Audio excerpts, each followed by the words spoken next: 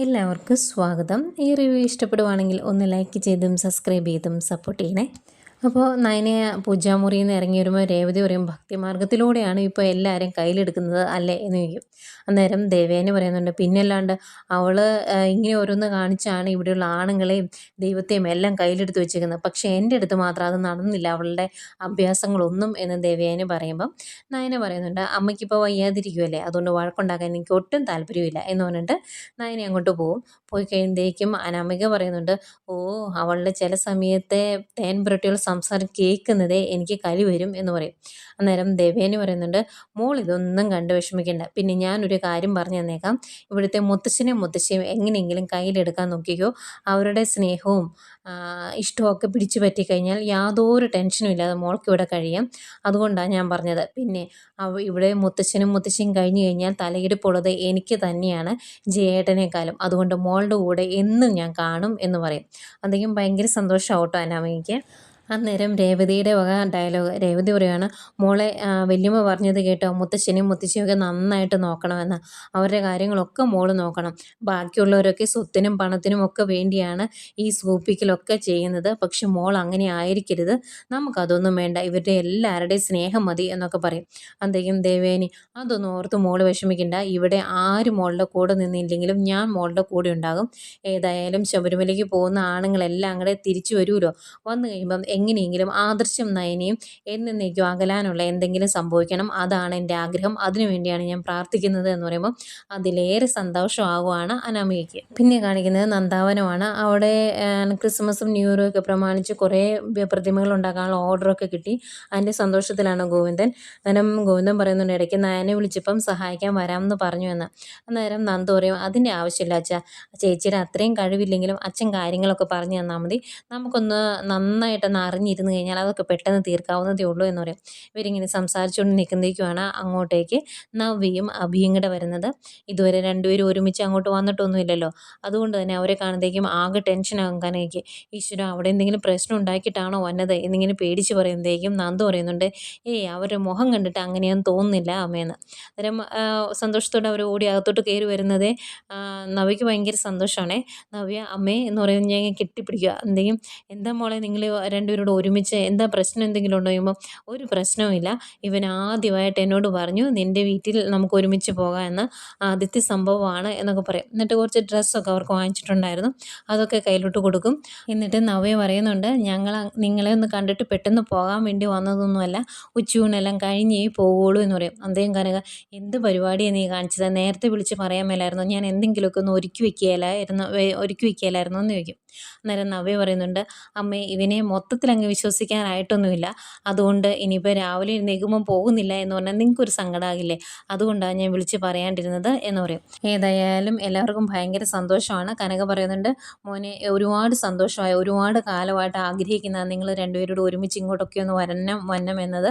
ഏതായാലും നീ ഇവിടെ എൻ്റെ കൂടെ ഒന്ന് വാ, എന്തെങ്കിലും പെട്ടെന്ന് റെഡിയാക്കണ്ടേ ഉച്ചയ്ക്കത്തേക്ക് എന്ന് പറയും. അന്നേരം നവ്യ പറയുന്നുണ്ട്, നന്ദുവിനെയാണ് വിളിക്കുന്നത്. അപ്പം നവ്യ പറയും, ഞാനും വരാമേ, ഞാനും സഹായിക്കാമെന്ന് പറയുമ്പോൾ അഭിയോഗിക്കുന്നുണ്ട്, അതിന് നീ അവിടെ നിൻ്റെ അനിയത്തിയെ പോലും സഹായിക്കാറില്ലല്ലോ, നിനക്ക് വല്ലതും അറിയാവോ എന്ന് ചോദിക്കും.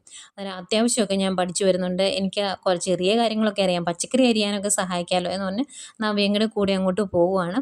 പോയി കഴിയുമ്പോഴേക്കും അഭിയും ഗോവിന്ദനോട് അവിടെ ഇരിക്കും. അന്നേരം ഗോവിന്ദൻ പറയുന്നുണ്ട്, ഒരുപാട് സന്തോഷമായി, ഇങ്ങനെ ഒരു കാഴ്ച കാണും എന്ന് ഉദ്ദേശിച്ചതേ അല്ല, എന്നും പ്രാർത്ഥിക്കുമായിരുന്നു നിങ്ങൾ തമ്മിലുള്ള പൊരുത്തക്കേടൊക്കെ മാറി നിങ്ങൾ ഒരുമിച്ച് ജീവിക്കണേ എന്ന്, ഇപ്പോഴാണ് സമാധാനമായത് എന്നൊക്കെ പറയും. അന്നേരം അഭി പറയുന്നുണ്ട്, മാലയിട്ട് കഴിഞ്ഞപ്പോഴാണ് എനിക്കിങ്ങനെയുള്ള ചിന്തകളൊക്കെ വന്നത്, ഇനി എന്നും നവ്യയ്ക്ക് നല്ലൊരു ഭർത്താവും എൻ്റെ കുഞ്ഞിന് നല്ലൊരു അച്ഛനും ആയിരിക്കും ഞാൻ, അതിനി ദൈവം തമ്പുരാൻ വിചാരിച്ചാൽ പോലും മാറ്റാൻ പറ്റില്ല, അങ്ങനെ തന്നെയായിരിക്കും ഞാൻ എന്ന് പറയുന്നത്. ഭയങ്കര സന്തോഷം ഗോവിന്ദന്. പിന്നെ കാണിക്കുന്നത് നമ്മുടെ മുത്തശ്ശനെയും മുത്തശ്ശിയെ സോപ്പിടാൻ വേണ്ടി ചെന്നേക്കുവാണ് അനാമികയും രേവതിയും കൂടി. അനാമികയാണ് മുത്തശ്ശനെ കൈ കുഴമ്പിട്ടൊക്കെ ഒന്ന് തടവി കൊടുക്കുന്നൊക്കെ ഉണ്ട്. അതിനിടയ്ക്ക് രേവതി പറയുവാണ്, മുത്തശ്ശനെയും മുത്തശ്ശിയും എന്ത് ഇഷ്ടമാണെന്ന് അറിയാവോ ഇവൾക്ക്, ഇവിടെ ആദ്യം വന്നതിന് ശേഷം അവൾ ഈ വീട്ടിലേക്ക് മരുമകളായിട്ട് വരണം എന്ന് ആഗ്രഹിച്ചത് തന്നെ നിങ്ങളെ കണ്ടിട്ടാണ് എന്നൊക്കെ പറയും. അന്തേക്കും മുത്തശ്ശി പറയുന്നുണ്ട്, അല്ലെങ്കിൽ അനാമിക മോള് നല്ല കുട്ടിയാണെന്ന് ഞങ്ങൾക്കറിയാം എന്നൊക്കെ പറയും. അന്നേരം രേവതി പറയുക, അതൊക്കെ നേരെ, പക്ഷേ ഇവിടെ വന്നതിന് ശേഷം ആകെ പേടിയിലാണ് ഞങ്ങൾ. ഇന്നലെ തന്നെ ഞങ്ങളെല്ലാവരും എന്തോരം കഷ്ടപ്പെട്ടു എന്നറിയാമോ? അതുകൊണ്ട് തന്നെ അതുപോലുള്ള സന്ദർഭങ്ങളൊക്കെ ഇനി ഉണ്ടാവുമോ എന്നുള്ള പേടിയുണ്ട് എന്ന് പറയും. അന്നേരം മുത്തശ്ശി പറയുന്നുണ്ട്, അതെന്താ അങ്ങനെ സംഭവിച്ചെന്ന് എനിക്ക് മനസ്സിലാവുന്നില്ല. ഞങ്ങളെല്ലാവരും പായസം കഴിച്ചതാ, എന്നിട്ട് ഞങ്ങൾക്ക് ആർക്കും അങ്ങനെയൊന്നും വന്നില്ലല്ലോ എന്ന് മുത്തശ്ശി പറയും. അന്നേരം രേവതി പറയുന്നുണ്ട്, അതൊക്കെ ഉണ്ടാകുന്നേ, ഇപ്പം എല്ലാവരോടും ഒരുമിച്ചല്ലേ ഇവിടെ കിടക്കുന്നത്. അതൊക്കെ അതുകൊണ്ടൊക്കെ തന്നെയാണ് ഇങ്ങനെയുള്ള കാര്യങ്ങളൊക്കെ സംഭവിക്കുന്നത്. അതുകൊണ്ട് നമ്മൾ അറിഞ്ഞ് ഓരോ കാര്യങ്ങൾ ചെയ്യണം. അവനവൻ്റെ ജീവിതം നോക്കി ഇവരൊക്കെ ജീവിക്കുവാണെങ്കിൽ ഇങ്ങനെയുള്ള പ്രശ്നങ്ങളൊന്നും വരില്ല എന്നൊക്കെ പറഞ്ഞ് കുറേ കാര്യങ്ങൾ പറയുമ്പം മുത്തശ്ശൻ ചോദിക്കുന്നുണ്ട്, എന്നതാ രേവതി ഉദ്ദേശിക്കുന്നത്? എല്ലാവർക്കും അവനവൻ്റെ ഭാഗം കൊടുത്ത് സെപ്പറേറ്റ് ആയിട്ട് വിടണമെന്നാണോ ആഗ്രഹിക്കുന്നത് എന്ന് ചോദിക്കും. അന്നേരം രേവതി പറയുന്നുണ്ട്, ഞാൻ അങ്ങനെയൊന്നും ആഗ്രഹിച്ചുകൊണ്ടല്ല ഈ വീട്ടിലോട്ട് എൻ്റെ മകളെ പറഞ്ഞു വിട്ടത്. പക്ഷേ ഇവിടെയുള്ള ഓരോ കാര്യങ്ങൾ കാണുമ്പം എനിക്ക് പേടിയാണ്, ഞങ്ങൾക്ക് ഒന്നല്ലേ ഉള്ളൂ എന്നൊക്കെ ഇങ്ങനെ പറയുക. അന്നേരം മുത്തശ്ശൻ ചോദിക്കുന്നുണ്ട്, ആരുടെ നേർക്കാണ് നിങ്ങൾ വിരൽ ചൂണ്ടുന്നത്? എനിക്ക് മനസ്സിലായില്ല എന്ന് പറയുമ്പോഴത്തേക്കും, അയ്യോ ആരെയും ഉദ്ദേശിച്ച് പറഞ്ഞതൊന്നുമല്ല, മൊത്തത്തിൽ പറഞ്ഞതാ എന്ന് രേവതി പറയും. അന്നേരം മുത്തശ്ശൻ പറയുന്നുണ്ട്, ഏതായാലും സെപ്പറേറ്റ് ആവണം, എല്ലാവർക്കും എല്ലാവരുടെ ഭാഗം സ്വത്ത് കിട്ടണം എന്നൊക്കെ ആഗ്രഹം വന്നപ്പോഴാണല്ലോ എല്ലാവരോടും അവനവൻ്റെ ആഗ്രഹം എഴുതിയിടാൻ പറഞ്ഞത്. അന്നേരം നിങ്ങളെല്ലാവരും എഴുതിയിട്ടു. അതുകൊണ്ട് ഓരോരുത്തരുടെയും മനസ്സിൽ എന്താണ് ആഗ്രഹം എന്ന് ഞങ്ങൾക്ക് അറിയാൻ സാധിച്ചു. അതുകൊണ്ട് സ്വത്തൊക്കെ എഴുതി തരാൻ ഞങ്ങൾ ഇപ്പോഴും തയ്യാറാണ്, അതിന് യാതൊരു മാറ്റവും ഇല്ല. പക്ഷേ അതിനകത്ത് ഒരു കാര്യമുള്ളത്, മൂർത്തി ജുവലേഴ്സിൻ്റെ എല്ലാത്തിൻ്റെയും MD എല്ലാ കാലത്തും ആദർശായിരിക്കും. അവന് ജീവനുള്ളിടത്തോളം കാലം അത് അങ്ങനെ തന്നെയായിരിക്കും, അതിന് യാതൊരു മാറ്റവും വരികയില്ല എന്ന് പറയും. അപ്പോഴത്തേക്കും ആകെ സങ്കടമാകുന്നുണ്ട് അനാമികയ്ക്കും രേവതിക്കും. അന്നേരം ഈ വേദന മനസ്സിൽ വെച്ചുകൊണ്ട് തന്നെ രേവതി പറയുവാണ്, അയ്യോ ഞാൻ അങ്ങനെ ഉദ്ദേശിച്ച് പറഞ്ഞതൊന്നുമല്ല, സ്വത്ത് വീതം വെക്കണം എന്നുള്ള രീതി പറഞ്ഞതൊന്നുമല്ല. ഞങ്ങൾക്ക് ഒരു മോളല്ലേ ഉള്ളൂ, ഇവിടെ നിൽക്കുന്ന ഓരോ സമയവും ഞങ്ങൾക്ക് പേടിയാണ്, അതുകൊണ്ടാണ് ഞാൻ അവളുടെ കൂട്ടിനായിട്ട് ഇവിടെ വന്ന് നിൽക്കുന്നത് തന്നെ എന്ന് പറയും. അതുപോലെ വേണുവേട്ടൻ വിളിച്ചപ്പോഴും പറഞ്ഞു, മോളുടെ കാര്യത്തിൽ വേണുവേട്ടന് നല്ല സങ്കടമുണ്ട്, വിഷമമുണ്ടെന്നൊക്കെ പറയുകയും ചെയ്തു എന്ന് പറയുമ്പോഴത്തേക്കും മുത്തശ്ശൻ പറയുവാണ്, എങ്കിലും ഒരു കാര്യം ചെയ്യേ, മോളെ ഇവിടെ നിർത്താൻ നിങ്ങൾക്ക് ബുദ്ധിമുട്ടാണ് എങ്കിൽ മോളെയും കൊണ്ട് സ്വന്തം വീട്ടിൽ പോയി നിന്നോ, ഒരു കുഴപ്പമില്ല. ഇവിടുന്ന് ഇടയ്ക്ക് അവിടെ പോയി നിന്നോർത്ത് ഒരു പ്രശ്നവുമില്ല, അനിയോട് ചോദിച്ചിട്ട് പോകണമെന്ന് മാത്രമേ ഉള്ളൂ എന്ന് പറയും. അന്നേരം മുത്തശ്ശിയും പറയുന്നുണ്ട്, ഇവിടെ ഇപ്പം മോളുടെ അമ്മായിമ്മ പോയി നിൽക്കരുതെന്ന് പറയുമൊന്നുമില്ല, സമ്മതിക്കത്തേ ഉള്ളൂ. അതുകൊണ്ട് മോളുടെ ഇഷ്ടത്തിന് മോളുടെ വീട്ടിൽ പോയി നിന്നോ, കുഴപ്പമൊന്നുമില്ല എന്ന് പറയും. അന്തേക്കും അനാമിക പറയുക, അനി അതിന് സമ്മതിക്കത്തൊന്നുമില്ല, അഥവാ ഞാൻ പോയാൽ തന്നെ അവൻ എന്നെ തിരിഞ്ഞു നോക്കിയല്ല എന്ന് പറയും. അന്നേരം മുത്തശ്ശൻ പറയുന്നുണ്ട്, അതൊക്കെ നിങ്ങളുടെ കാര്യം, ഞങ്ങളുടെ ജീവിതം ഇവിടെ വരെ എത്തിയ അരനൂറ്റാണ്ടായി ഞങ്ങൾ ഒരുമിച്ച് ജീവിക്കാൻ തുടങ്ങിയിട്ട് ഇതുവരെ ഞങ്ങൾ സെപ്പറേറ്റ് ആയിട്ട് ജീവിച്ചിട്ടില്ല. ഇയാൾ പ്രസവത്തിന് വീട്ടിൽ പോയ സമയങ്ങളിൽ മാത്രമാണ് ഒന്ന് അകന്നു നിന്നത്. അന്നേരം ആഴ്ചയിലൊരിക്കൽ ഞാൻ ഇയാളെ പോയി കാണുമായിരുന്നു, കണ്ടില്ലെങ്കിൽ ഇയാൾക്ക് ആകെ വിഷമമാകുമായിരുന്നു. ആ രീതിയിലൊക്കെ ജീവിക്കണമെന്നാണ് എൻ്റെ ആഗ്രഹം, അത് ഓരോരുത്തരുടെ പെരുമാറ്റ രീതികൾ പോലെ ഇരിക്കും എന്നൊക്കെ ഇങ്ങനെ മുത്തശ്ശൻ പറയുവാണ്. അന്തേക്കും രേവതിക്ക് വേറെ ഒരു തരത്തിലും മുത്തശ്ശൻ്റെ അടുത്തോട്ട് അടുക്കാൻ പറ്റുന്നില്ലല്ലോ. അന്നേരം രേവതി പറയും, അയ്യോ വേറെ ഒന്നും കൊണ്ട് പറഞ്ഞതല്ല കേട്ടോ, ഒന്നല്ലേ ഉള്ളൂ അതുകൊണ്ട് പറഞ്ഞതാ എന്നൊക്കെ പറഞ്ഞിട്ട് രേവതി അവിടുന്ന് അങ്ങ് പോകും. അന്നേരം അനാമിക, അതെ മുത്തശ്ശ, എൻ്റെ കാര്യത്തിൽ നല്ല വിഷമമുണ്ട് അച്ഛനും അമ്മയ്ക്കും, അതുകൊണ്ട് അവരറിയാതെ പറഞ്ഞു പോകുന്ന കേട്ടോ ഇങ്ങനെയൊക്കെ എന്ന് പറഞ്ഞിട്ട് അങ്ങോട്ട് പോകും.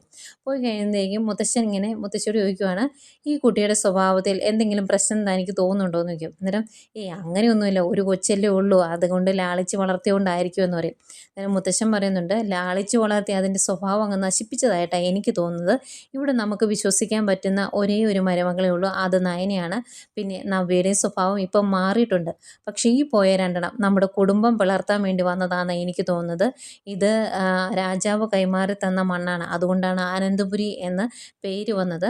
അത് ഛിന്ന ഭിന്നമായി പോകാൻ ഞാൻ ആഗ്രഹിക്കുന്നില്ല, അത് തെറ്റൊന്നും അല്ലല്ലോ എന്ന് മുത്തശ്ശനും പറയുവാണ്. അവിടുന്ന് പോരുന്ന അനാമികയ്ക്കും രേവതിക്കും ആകെ സങ്കടം. എന്നുവെച്ചാൽ ജ്വല്ലറിയുടെ മൊത്തം ചുമതല ആദർശിന് കൊടുക്കുമെന്നല്ലേ പറഞ്ഞത്, പിന്നെ ആദർശിൻ്റെ കീഴിലല്ലേ നിൽക്കാൻ പറ്റുള്ളൂ. അതിൻ്റെ സങ്കടം പറഞ്ഞുകൊണ്ട് നിൽക്കുന്നതേക്കും അങ്ങോട്ടേക്ക് ജലജ വരും. എന്നിട്ട് പറയും, എൻ്റെ ഈശ്വര, ഇവിടുത്തെ പെണ്ണുങ്ങളുടെയൊക്കെ കഴിവ്, ഇന്നലെ വരെ തിരിഞ്ഞു നോക്കാതിരുന്നവന് എൻ്റെ മകൻ, അവൻ്റെ ഭാര്യ, ഇന്നിപ്പോൾ അവളെ വിളിച്ചുകൊണ്ട് അവളുടെ വീട്ടിലോട്ട് പോയേക്കുന്നു എന്ന് പറയും.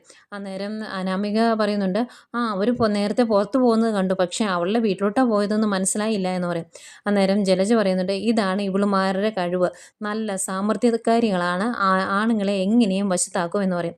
അന്നേരം രേവതി പറയുന്നുണ്ട് ഞങ്ങൾ കുറച്ച് നേരം മുമ്പ് മുത്തശ്ശിയുടെ അടുത്തായിരുന്നു, മോള് മുത്തശ്ശനെ കൈ കുഴമ്പിട്ട് കൊടുക്കുകയൊക്കെ ആയിരുന്നു.